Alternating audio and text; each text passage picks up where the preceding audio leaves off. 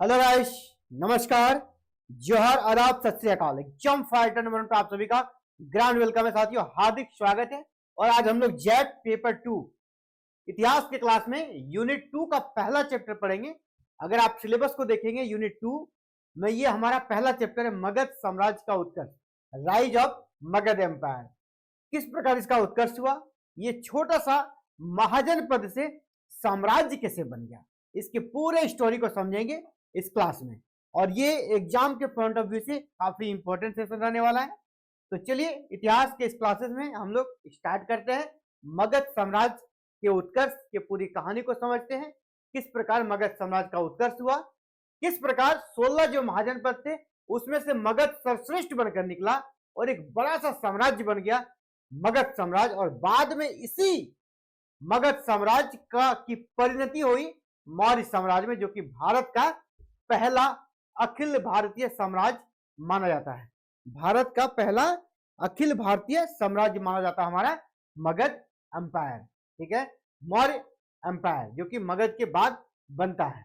तो चलिए साथियों स्टार्ट करते हैं आज के क्लास को। पूरे स्टोरी को समझते हैं, किन किन राजवंशों ने शासन किया और अंतिम जो नंद वंश था वहां तक चलेंगे, क्योंकि नंद वंश को खत्म करके फिर यहाँ पर किस वंश की स्थापना होती है, मौर्य वंश का। यहाँ पर हर्यक वंश, शिशुनाग वंश और नंद वंश, तीन राजवंशों ने शासन किया।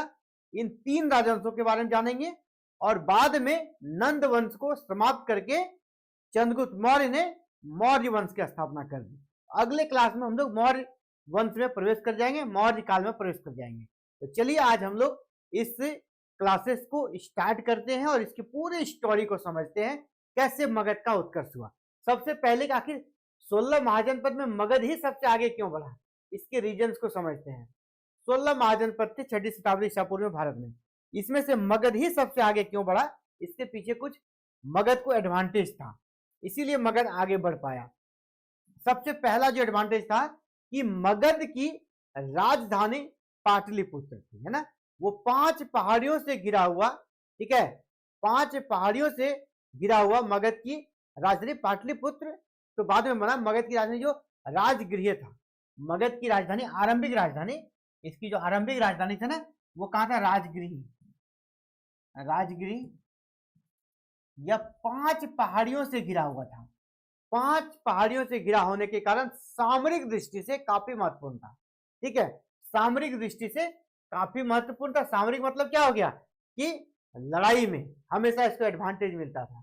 कोई भी जो दुश्मन की सेना होती थी उन पहाड़ों को पार करके इसके पास नहीं आ पाती थी, इसके कारण सामरिक दृष्टि से महत्वपूर्ण था। और इसे जब किसी पे अटैक करना होता था इसकी सेना निकल के अटैक कर देती थी, लेकिन जो विपक्षी सेना थी वो इस पर नहीं आ पाती थी और राजधानी इसका पूरी तरह सुरक्षित था। ये सबसे बड़ा कारण था। दूसरा, मगध के शासकों ने एक अच्छा संचार तंत्र कायम कर लिया था। इसका मतलब ये नहीं था कि उसने मोबाइल का इनोवेशन कर लिया था, मोबाइल का आविष्कार कर दिया, सब कुछ नहीं, टेलीफोन का कुछ नहीं था, लेकिन संचार तंत्र अच्छा था। मतलब वहां का उनका जो दूत सिस्टम था ना, घोड़े की व्यवस्था के कारण एक जगह से दूसरी जगह सूचनाओं का जो आदान प्रदान हो जाता था वो उसका अच्छा सिस्टम बना हुआ था। समृद्ध उर्वर क्षेत्र, यहाँ बहने वाली नदियां जैसे गंगा, सोन, उसके आसपास के जो इलाके थे वहां पे जलोढ़ मिट्टी का क्षेत्र था, यानी उत्पादन काफी होता था, यानी कृषि के दृष्टिकोण से उर्वर क्षेत्र था। और जो कृषि से उर्वर क्षेत्र था यानी यहां पर अर्थव्यवस्था इसकी मजबूत थी। अर्थव्यवस्था अगर मजबूत है तो हर चीज वो ला सकता है, इसलिए अर्थ आज चाइना सबसे आगे क्यों बढ़ रहा है ना, चाइना की अर्थव्यवस्था मजबूत है, ज्यादा उसके पास मनी है, इसीलिए आगे है। यहाँ पर समृद्ध उर्वर क्षेत्र के कारण इसकी जो आर्थिक स्थिति वो अच्छी थी। लोहे का भंडार था, इसके आसपास के क्षेत्रों में लोहे का भंडार था और उसी लोहे के भंडार से इसने क्या किया, उस लोहे के औजार बनाए, युद्धों में उसका उपयोग किया और विपक्षी जो राजा थे उनकी जो सेना थी उसको हराने का काम किया काफी मजबूती से। और ये कारण था साम्राज्यवादी नीति। यहाँ के जो शासक थे वो साम्राज्यवादी सोच के थे, उसकी ये नीतियां काफी महत्वपूर्ण रही मगध को सफल बनाने में। तो अलग अलग कारण रहे, जिसमें पहला क्या हो गया, सामरिक महत्व था। सामरिक महत्व, 5 पहाड़ियों का क्षेत्र, दूसरा क्या हो गया, अच्छा संचार तंत्र था। तीसरा क्या हो गया, समृद्ध उर्वर क्षेत्र प्राप्त था। लोहे का समुचित भंडार था जिससे हथियार बना पाए। और सबसे, मान लिया आपके पास बहुत चीजें हैं, लेकिन आप अभी अगर अयोग्य हैं, ठीक है, आपके पिताजी के काफी संपत्ति है, लेकिन आप ही अयोग्य हैं, उस पिता के विरासत को आप भी नहीं संभाल पाएंगे, बेच के सब कुछ खा जाएंगे। यानी आपके अंदर एबिलिटी होनी चाहिए। तो मतलब यहाँ के जो शासक थे ना, उसके अंदर ये विल था, उसके अंदर ये सोच था कि हम मगध को बड़ा करेंगे, एक साम्राज्य के रूप में परिवर्तन करेंगे। साम्राज्यवादी सोच था, आगे बढ़ने का उनके अंदर सोच था। और वो न सिर्फ युद्ध कौशल में माहिर थे, बल्कि कूटनीति में भी बहुत अच्छे, और उस समय के समकालीन सभी शासकों में अच्छे थे। चाहे बिंबिसार को लें, अजात शत्रु को लें, ठीक है, या फिर शिशुनाग को लें, सभी एक से बढ़कर एक योद्धा भी थे और कूटनीति के भी माहिर खिलाड़ी थे। ये सभी कारण थे मगध के उत्कर्ष के साथियों। अब हम लोग देखेंगे मगध पर किन राजवंशों ने शासन किया। तो मैंने पहले कहा हर्यक वंश, इसके बाद आपका शिशुनाग वंश और नंद वंश ने शासन किया। लेकिन इसके साथ ही साथ इसके पहले भी एक राजवंश ने शासन किया था, जिसकी चर्चा हमें कर लेनी चाहिए, क्योंकि ऑब्जेक्टिव में ये भी पूछ लिया जाता है, ठीक है। तो हर्यक वंश इस मगध साम्राज्य का वास्तविक संस्थापक था, लेकिन इसके पहले भी यहाँ पर वृहद्रथ वंश के नाम से एक वंश शासन करता था, हर्यक वंश के पहले। और इस वंश में मुख्य रूप से जो शासक थे वृहद्रथ थे, इसीलिए इसके नाम पर वृहद्रथ वंश पड़ा। इसके अलावा जरासंध और रिपुंजय, ये शासकों का नाम मिलता है और विशेष प्रमाण नहीं मिलता है, ठीक है। जरासंध ने, जो जरासंध इस वंश के शासक थे, जरासंध है ना, उसने गिरिव्रज को इसकी राजधानी बनाया था। ये आरंभिक वंश थे, इसके बारे में विशेष हमें जानकारी नहीं मिलती है, लेकिन थोड़ा सा प्रमाण मिलता है, कभी कभी क्वेश्चन यहाँ से भी आ जाते हैं। अब इसके मेन राजवंशों पे जाते हैं। सबसे पहला जो राजवंश था वो था आपका हर्यक वंश। यहीं से मगध का वास्तविक इतिहास हम लोग जानते हैं और इसके काफी ज्यादा प्रमाण मिले हैं। हर्यक वंश, तो हर्यक वंश का सबसे पहले कार्यकाल को लिख लीजिएगा, 544 ईसा पूर्व से 412 ईसा पूर्व। हर्यक वंश को पितृहंता वंश कहा जाता है, क्योंकि जितने भी शासक बने यहाँ पर सभी अपने पिता की हत्या करके यहाँ पे शासक बने थे, इसलिए इस वंश को पितृहंता वंश भी कहा जाता है। पहला शासक कौन था, बिंबिसार। इसका शासनकाल 544 से 492 ईसा पूर्व माना जाता है, ठीक है। मगध का प्रथम साम्राज्य हर्यक वंश के शासक से आरंभ होता है और इसका पहला जो शासक था वो शासक था बिंबिसार, ठीक है। इस वंश का पहला जो ज्ञात शासक है वो बिंबिसार। और बिंबिसार के बारे में हम लोग जानेंगे कि इसको वास्तविक संस्थापक कहा जाता है मगध का। जैसे इसके पहले वृहद्रथ वंश था, लेकिन वो वास्तविक संस्थापक नहीं माना जाता है। वास्तविक संस्थापक किसको मानेंगे, बिंबिसार को। बिंबिसार साम्राज्यवादी शासक था और इसने अपने साम्राज्य विस्तार की शुरुआत सबसे पहले कहां से की, अंग से की। अंग वर्तमान भागलपुर का क्षेत्र को अंग महाजनपद कहा जाता था उस दौर में।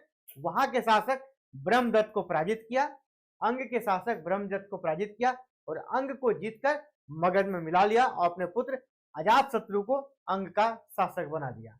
यानी इसने साम्राज्यवादी नीति की शुरुआत की और अंग को अपने अधीन कर लिया साथियों। इसके बाद कह सकते हैं कि अंग का जो विलय हुआ यह इस साम्राज्यवादी कदम की शुरुआत थी। इसके बाद कभी भी मगध के शासक रुके नहीं।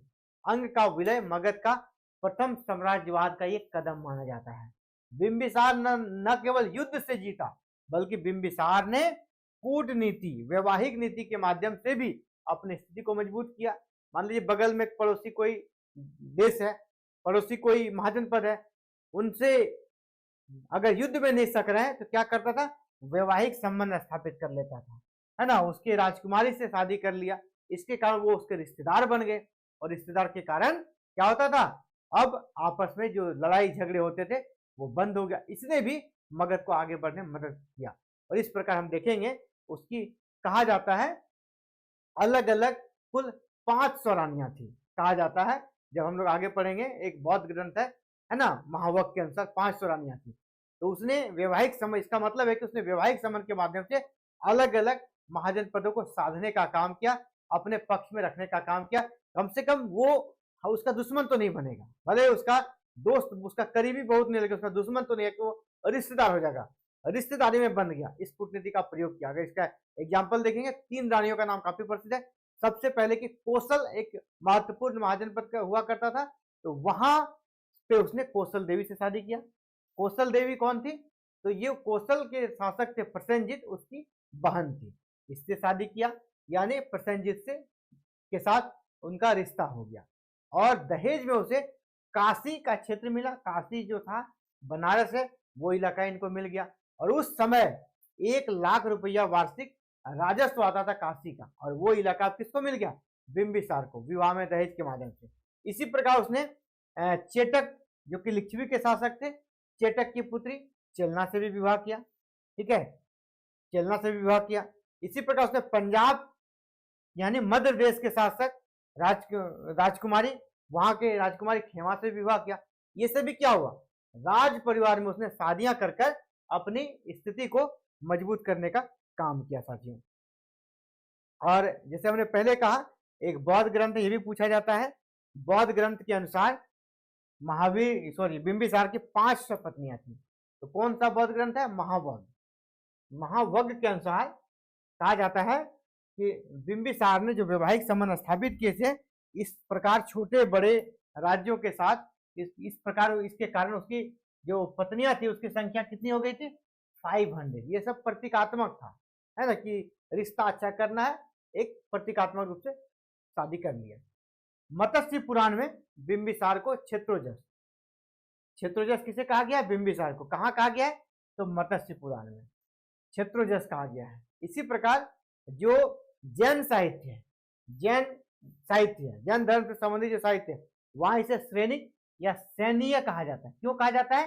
क्योंकि ये भारत का पहला शासक था जिसने अस्थायी सेना रखने की परंपरा शुरू की, इसीलिए इसको श्रेणिक या सैन्य भी कहा जाता है। गंधार के राजा पुष्कर सारेन, ये भी बिंबिसार के मित्र थे। इसने बिंबिसार के दरबार में दूत भेजा था, यानी जिसको ये लड़कर नहीं जीत पाते थे, उसको मित्रता के माध्यम से, वैवाहिक संबंध के माध्यम से इन्होंने जीतने का काम किया, ठीक है। ये भी एक शासक में जरूरी होता है। अगर हमेशा आप लड़ेंगे तो पराजित होना आपका तय है।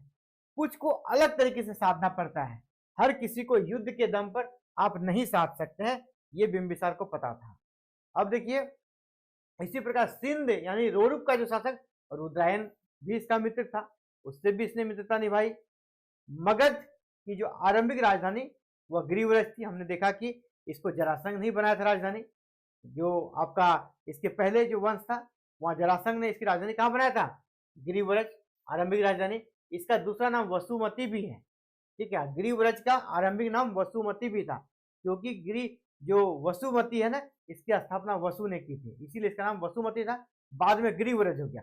इसका और एक नाम कुशाग्रपुर भी है। तो ग्रीवरज का नाम यहाँ अलग अलग देख लीजिए, एक ग्रीवरज, वसुमती और कुशाग्रपुर, तीनों ही नाम आपका ग्रीवरज का। ज्यादा पॉपुलर नाम ग्रीवरज है, लेकिन इसका आरंभिक नाम वसुमती था और बाद में ये फिर कुशाग्रपुर के नाम से भी जाना गया। लिच्छवियों की जब शक्ति बढ़ी तो इसीलिए राजगृह में इसने नई राजधानी बनाई, ठीक है। राजगृह में राजधानी बनाए ताकि लिच्छवियों पर कंट्रोल किया जा सके। इसके बाद कह सकते हैं कि बिंबिसार ने एक मगध को मजबूत, कह सकते हैं मजबूत महाजनपद बनाया। अभी इसको महाजनपद ही बोलेंगे, साम्राज्य के रूप में तो नहीं आ पाया था। अब महावग जो कि बौद्ध ग्रंथ ही है, उसके अनुसार इसके साम्राज्य में 80,000 गांव थे। इसके साम्राज्य में 80,000 गांव थे। बिंबिसार ने एक जो कह सकते वह सिर्फ एक वीर या कूटनीतिक ही नहीं था, बल्कि अपनी प्रजा का हितैषी भी था। इसीलिए वह वैसे हर टैक्स को समाप्त करना चाहता था जो जनता पर बोझ था। इसी प्रकार एक शुल्क था, नदी पार करने पर एक टैक्स लगता है जिसको कहते हैं तर्पण, है ना, तर्पण। इसने इसको समाप्त कर दिया। तर्पण ने टैक्स को किसने समाप्त किया? तो ये बिंबिसार ने। मगध में बड़े बड़े इसने बिल्डिंग्स बनवाए, है ना, प्रशासनिक बिल्डिंग्स बनाए। और मगध को की जो राजधानी थी उसको काफी ज्यादा कह सकते हैं इसने सुदृढ़ बनाया। इसके लिए उसका एक वास्तुकार यानी आर्किटेक्चर उस दौर का जो था महागोविंद काफी प्रमुख था। और इसने महागोविंद के नेतृत्व में मगध में एक वास्तुकला के क्षेत्र में बहुत ही उन्नति हासिल की। तो महागोविंद किस शासक के अंतर्गत था, ये पूछा जाता है। महागोविंद किस क्षेत्र से संबंधित था, तो वास्तुकला से संबंधित था, और ये बिंबिसार के सानिध्य में था। बिंबिसार ने, जैसे मैंने पहले कहा, अस्थायी सेना का गठन किया था सबसे पहली बार, और इसीलिए इसको सैनिक भी कहा जाता है। अब बिंबिसार के बारे में और जान लीजिए। बिंबिसार का एक राजवेद भी था जिसका नाम था जीवक। बिंबिसार का एक राजवेद था जिसका नाम था जीवक, और वह राजवेद एक गणिका सालवती का पुत्र था। गणिका क्या होता है? गणिका क्या होता है? जिसको कह सकते हैं कि जो समाज में, जिसको कि आज हम लोग उसको कह सकते हैं वेश्यावृत्ति का जो काम करती है, ठीक है, वेश्यावृत्ति का जो काम करती है, तो वो गणिका, उसको गणिका कहा जाता था उस दौर में। उसका नाम था सालवती, इसी से उत्पन्न पुत्र था जीवक, ठीक है। लेकिन यह उस दौर का एक बहुत बड़ा अच्छा चिकित्सक था, और यह राजवेद था, राजवेद था। कभी कभी बिंबिसार के बारे में आप जानेंगे कि अगर कोई शासक बीमार हो गया पड़ोस का, उसके पास वो जीवक को भेज देता था, और इसके माध्यम से क्या होता था, जीवक उसका इलाज करता था, वो बच जाता था, तो दोनों में फिर अच्छा संबंध होता था। इसने भी बिंबिसार के साम्राज्य को बढ़ाने में महत्वपूर्ण योगदान दिया, जीवक ने। और जीवक का लालन पोषण सब कुछ आपका बिंबिसार के सानिध्य में ही हुआ था, ठीक है। जीवक जो था राजवेद बना, उसका लालन पोषण जो है, खेल कूद हर चीज बिंबिसार का पुत्र जो था अभय, इसी के साथ हुआ, राजकुमार के साथ रहा। समझ सकते हैं कितना उससे स्नेह था, ठीक है। इसी प्रकार जब जीवक इतना बड़ा चिकित्सक था, राजवेद था, इसके कारण सालवती का राजगृह में गणिकाभिषेक भी हुआ था, है ना। उसके लिए स्पेशल प्रोग्राम हुआ। वेश्यावृत्ति का भले काम कर, लेकिन उसको काफी सम्मान के साथ उनका अभिषेक कराया गया था, ठीक है। आपका सालवती का ये पूछ जाएगा, जीवक की माता का नाम, ये भी कभी कभी पूछ लिया जाता है। इसी प्रकार रखिएगा, जीवक किसके दरबार में था, तो जीवक बिंबिसार के दरबार में था। ये सब प्रश्न आता है, ठीक है। अगर बहुत ज्यादा अंदर से प्रश्न पूछने का परंपरा अगर कर दिया तो फिर ये सब प्रश्न आएगा। वैसे ऊपरी प्रश्न, सतही प्रश्न पूछने से इसका नंबर नहीं आएगा। अब चलिए, बिंबिसार के बाद उसका पुत्र अजातशत्रु बना, और यह बिंबिसार की हत्या करके मगध का शासक बना था, ठीक है। मगध का शासक अजातशत्रु 492 में बना, और 460 ईसा पूर्व तक ये शासक रहे, और इसने बिंबिसार की हत्या की थी। बिंबिसार की हत्या की थी किसके उस्काने पर, तो देवदत्त के उस्काने पर इसने बिंबिसार की हत्या कर दी और मगध का शासक बना। इसीलिए बौद्ध ग्रंथ अजातशत्रु को क्या कहता है, पितृहंता कहता है। जबकि जो जैन ग्रंथ है, जैन ग्रंथ ये इसको नहीं मानता है। जैन ग्रंथ कहता है कि नहीं ये झूठ है, लेकिन ये सच है, ठीक है। रियल में ये सच है, ये पितृहंता थे, बिंबिसार की इसने हत्या करी थी। और आपको पता है बिंबिसार ने काशी लिया था दहेज में, किससे, काशी दहेज में लिया था कौशल से। तो जब जिसको दहेज में दिया गया था उसी की मृत्यु हो जाती है, उसको मार दिया जाता है, तो फिर काशी को वापस ले लिया किसने, प्रसेनजीत ने। इसके कारण फिर से आपका कौशल और अजातशत्रु के बीच काफी युद्ध हुआ। कौशल और अजातशत्रु के बीच, क्यों, काशी को लेकर युद्ध हुआ, जो इसके काल का एक भयानक युद्ध था। हालांकि इस युद्ध में अंततः अजातशत्रु जीते और फिर से काशी को इसने प्राप्त कर लिया। बौद्ध ग्रंथों में अजातशत्रु को विदेही पुत्र और चंड, अशोक चंड भी कहा गया है। तो विदेही पुत्र किसे कहा गया है, अशोक चंड किसे कहा गया है, कि अजातशत्रु का ही उपनाम है, बौद्ध ग्रंथों में कहा गया। इन सभी से क्वेश्चन बनता है, जितने भी हमने पॉइंट बनाया वन सभी से प्रश्न बनता है, जिसको अच्छे से देख लीजिएगा। चलिए आगे बढ़ते हैं। अब अजातशत्रु का और एक भी नाम है कुनिक। अजातशत्रु का और एक नाम क्या है, कुनिक। कुनिक किसका उपनाम है, ये भी अजातशत्रु का। इसी का एक पुस्तक है औपापति सूत्र, इसमें अजातशत्रु को देवनाम प्रिय भी कहा जाता है। और आगे आप देखेंगे देवनाम प्रिय अशोक का भी नाम है, ठीक है। अशोक का भी नाम उसके अभिलेखों में देवनाम प्रिय कहा जाता है। इसके पहले अजातशत्रु के का नाम भी देवनाम प्रिय देखा गया है। इसने, हमने पहले ही कहा कि कौशल से युद्ध किया, काशी को जीता फिर से। इसी पर इसके अलावा इसने वज्जीसन, ठीक है, को जीता, कौशल और काशी को जीता, कौशल से युद्ध किया और काशी प्राप्त किया। ये इसके काल का महत्वपूर्ण युद्ध था। वज्जी संघ, जिसको किसने कूटनीति के माध्यम से जीता। अपना जिसका एक मंत्री था वर्षाकार, उसको भेजा। और वज्जी संघ जो 8 राज्यों का संघ था, वज्जी संघ कैसा था, 8 राज्यों का संघ था वज्जी संघ। यहाँ पर इसको पता था कि 8 राज्यों का संघ है, इसको हरा नहीं पाएंगे, इसको कूटनीति से हरा। इसलिए हमने कहा कि मगध के जो शासक थे ना, वह वीर तो थे ही, साथ ही साथ वो कूटनीति में भी औरों से काफी आगे था। इसने अपने मंत्री वर्षाकार को भेजा और इन 8 संघों में पहले फूट डाला, और फूट डाल के उसने वज्जी को भी हराया, कौशल को भी हराया, और वहां से काशी भी प्राप्त किया। इसके अलावा यहाँ पर कहा जाता है कि वज्जी संघ एवं अजात शत्रु के बीच जो संघर्ष था ना, इसका मुख्य कारण था हीरे की खानें, हीरों की खानें जो कि गंगा नदी के किनारे पाई जाती थी। इस हीरे की खानों को लेकर वज्जी संघ और अजात शत्रु में युद्ध हुआ था, और अंततः अजात शत्रु की जीत हुई। वज्जी संघ को इसने हरा दिया, और इसको हराने में सबसे महत्वपूर्ण भूमिका किसकी रही, वर्षाकार ने जो फूट डाल दिया ना, तो वज्जी संघ यूनाइट नहीं रह पाया, इसी के कारण उसकी हार हुई। उस मंत्री का नाम याद रखिएगा, वर्षाकार या कहीं वस्कार, दोनों नाम मिलता है। इसी ने वहां पर कूटनीति के माध्यम से, षड्यंत्र के माध्यम से उनमें फूट डालने का कार्य किया। ठीक है, तो वर्षाकार या वस्कार दोनों ही नाम उसी का है। वर्षाकार या वस्कार कुछ भी समझ सकते हैं आप। मगध में जो इसके वर्षाकार का इंपॉर्टेंस था, इसी प्रकार इसकी कूटनीति का प्रभाव अन्य महाजन पद भी था।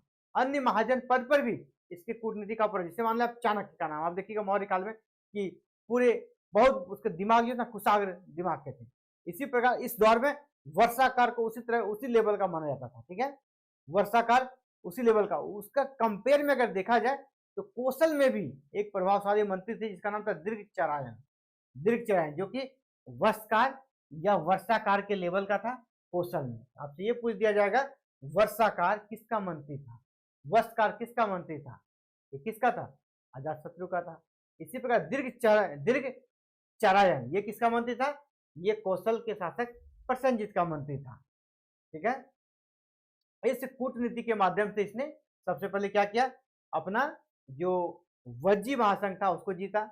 वज्जी संघ को जीतने में सबसे पहली बार दुनिया के सामने खतरनाक हथियार इसने पेश किए। इसे कहते हैं ना कि जैसे अभी रूस यूक्रेन में वॉर हो रहा है, कभी कभी आप न्यूज सुनते होंगे, पहली बार इस हथियार का रसिया ने प्रयोग किया, पहली बार इस हथियार का यूक्रेन ने प्रयोग किया, ये सब न्यूज सुनते हैं। उसी प्रकार पूरी दुनिया में पहली बार एक अजीब हथियार, है ना, अजीब हथियार, बिल्कुल नया हथियार का प्रयोग अजातशत्रु ने किया था। क्योंकि बोले कि वज्जी संघ मजबूत महाजनपद था, उसे हराना कोई आसान नहीं था। इसलिए इसने 2 नए अस्त्र दुनिया के सामने फर्स्ट टाइम लाया, जिसको कहते हैं रथ मूसल और एक है महाशिला कंटक। रथ मूसल और महाशिला कंटक। महाशिला कंटक क्या करता था, उसमें बड़े बड़े पत्थरों को लगाकर उसको ऐसे घुमाकर सेना पर फेंक दिया जाता था। आप अगर ये बाहुबली मूवी देखे होंगे, इस प्रकार का चीज आपको दिखता होगा ना, गाहक का गोला जो घुमाकर चक्री से फेंक देता था। इस प्रकार का चीज यहाँ पर अजातशत्रु ने उस दौर में 6ठी शताब्दी ईसा पूर्व में प्रयोग कर दिया था। महाशिला कंटक बड़े बड़े पत्थरों को उसमें लगा के वो रखते थे और उसको स्टार्ट करके छोड़ दिया जाता था दुश्मन की सेना पर। एक बार अगर छोड़ा गया तो 50-100 की संख्या में सैनिकों की मृत्यु हो जाती थी। ठीक है, तो ये इस प्रकार का हथियार पहली बार रथ मूसल और महाशिला कंटक का प्रयोग अजातशत्रु ने युद्धों में किया था वज्जी संघ के खिलाफ। ये भी प्रश्न आता है किस युद्ध में इन हथियारों का इसने प्रयोग किया था।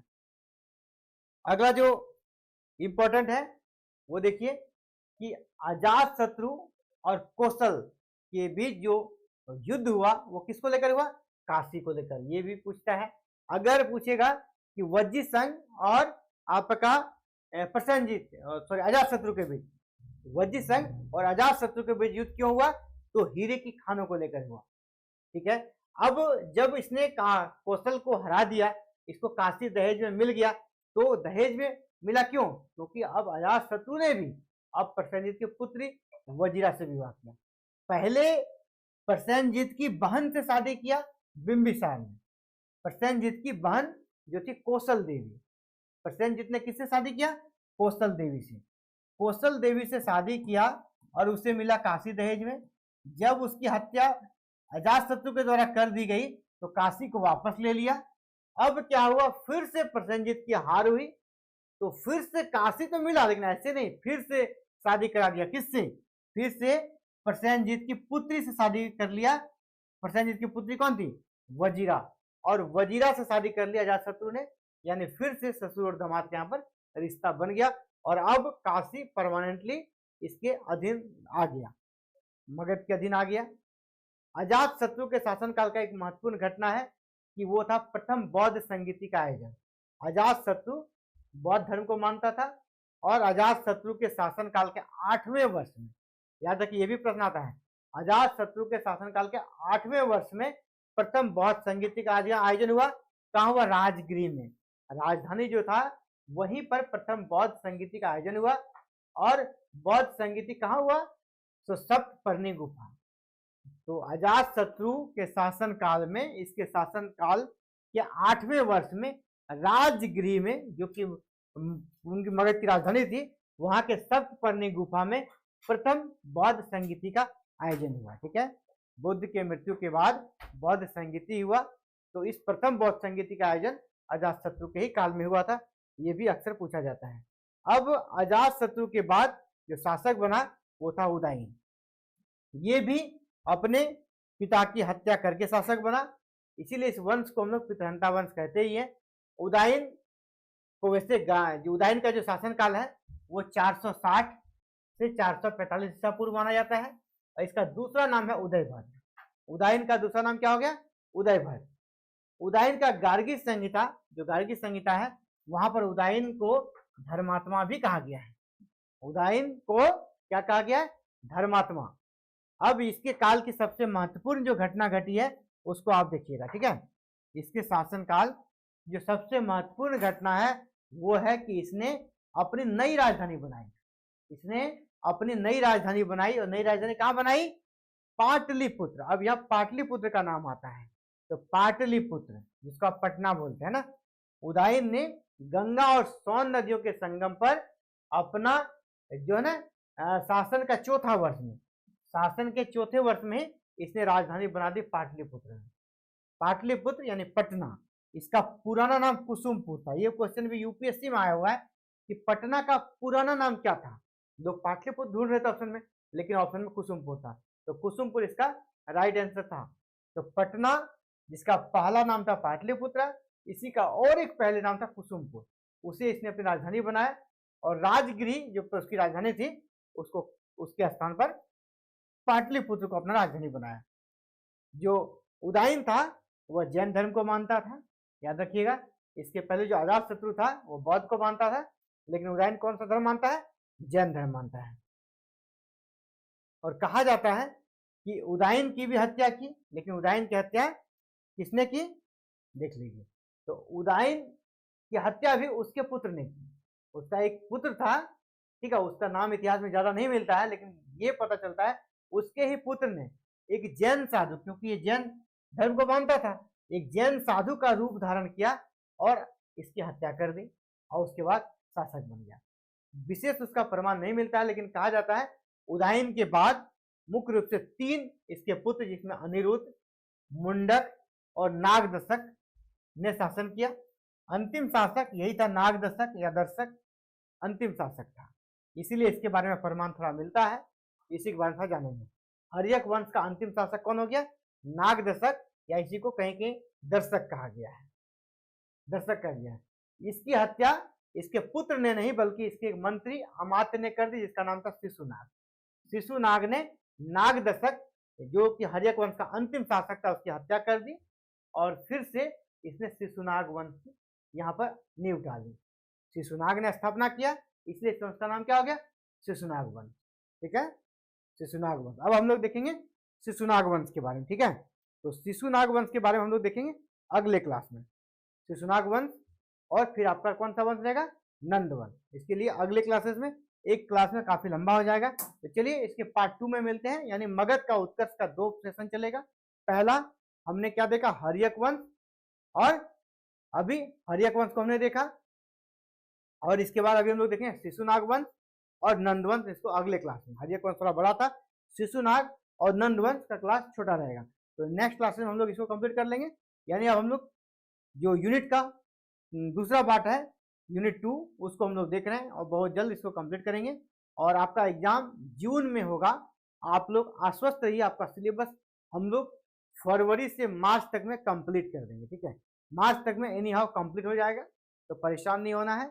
लाइव क्लास नहीं हो पाता है तो कोई दिक्कत नहीं, रिकॉर्डेड में आपको क्लास कभी 2 कभी 3 क्लास भी मिल जाएगा। वो भी हमारा ये नहीं कि पहले का रिकॉर्ड क्या हुआ क्लास में अपलोड करता हूँ। मैं अभी क्लास आपको ले रहा हूँ प्रेजेंट में, लेकिन आपका टाइम काफी रात हो जाता है, 9 PM, लोग जुड़ नहीं पाते। उसकी सुविधा के लिए मैं क्लासेस को पहले ही रिकॉर्ड करके अपलोड कर दे रहा हूँ। वैसे आपका टाइम है 9 PM। थैंक यू साथियों, जय हिंद, जय भारत, जोहार झारखंड।